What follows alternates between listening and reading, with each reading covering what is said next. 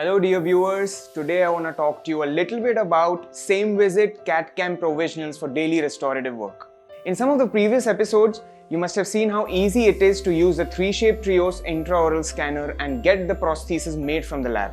But there's also another way you can use an intraoral scanner with a chairside 3D printer and deliver same-day provisional restorations to the patient.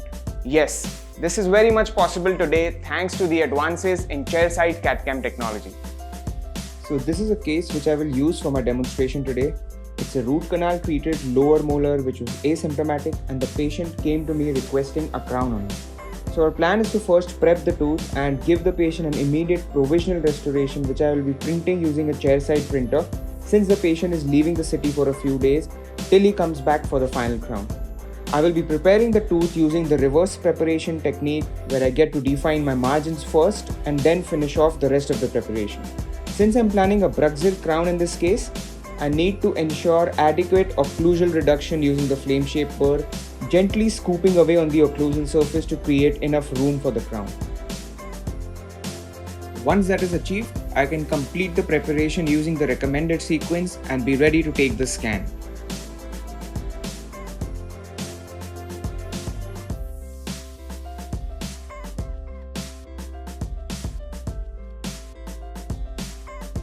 So my prep is ready here and I can now go ahead and place the number 0 retraction cord over the 000 which was placed early on in the preparation sequence. And that's the reason why it's referred to as the double cord retraction technique. So let's take a minute to understand what exactly the double cord retraction technique is all about.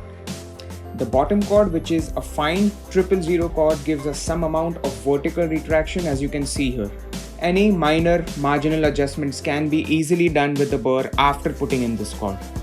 Once the preparation is complete, we place a larger number 0 cord on top of the 000 which will allow a horizontal deflection of the gingiva so that we can record the margins clearly. This cord has also been dipped in some Viscostat clear before it is packed in. Once it is removed, you can see a nice open sulcus which makes margin recording extremely simple. Now coming back to our clinical workflow, I can now start scanning the preparation using my 3Shape Trios 3 intraoral scanner. As you can see here, I can quickly take a preliminary scan with the top cord in place and then choose the trim tool in the software to trim the cord out. I then go back to the patient and get the top cord out. Now I can stitch the margin in the original scan which I trimmed some time back. You can see the crisp definition on the margin here when I switch over to the STL file, and that is what we want to see.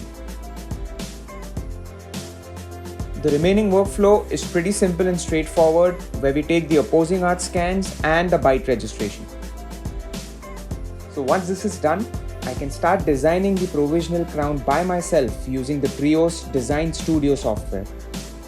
This software enables me to design single or multiple unit provisionals as well as final restorations and print or mill the prosthesis chairside. This ensures that I deliver the restoration to the patient in the same visit. The software is extremely easy to use and the design is done within a few minutes. All steps right from margin selection to final designing are highly automated with a very smooth workflow. While I complete the design of my crown, my assistant is preparing the 3D printer for printing the provisional restoration chairside. This here is a frozen shuffle 3D printer which I am using. I really like it, as you can see it is quite handy and very compact. Once my design is ready, I can just transfer the file to the nesting software and arrange the restoration for the printing process. The file is then sent to the 3D printer which then does the job. Once the printing cycle is complete, we retrieve the crown which then goes through a wash and cure cycle and standard finishing protocols. The provisional can thereby be delivered to the patient in around 40 minutes. This is what the provisional restoration looks like inside the patient's mouth.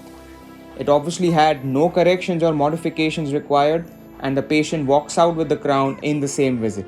I have also sent the same crown design to Illusion Dental Lab for fabrication of a Bruxzil crown as the final restoration. This final crown is delivered to me within 2 days' time, and once the patient is back for cementation, it can be delivered with absolute ease.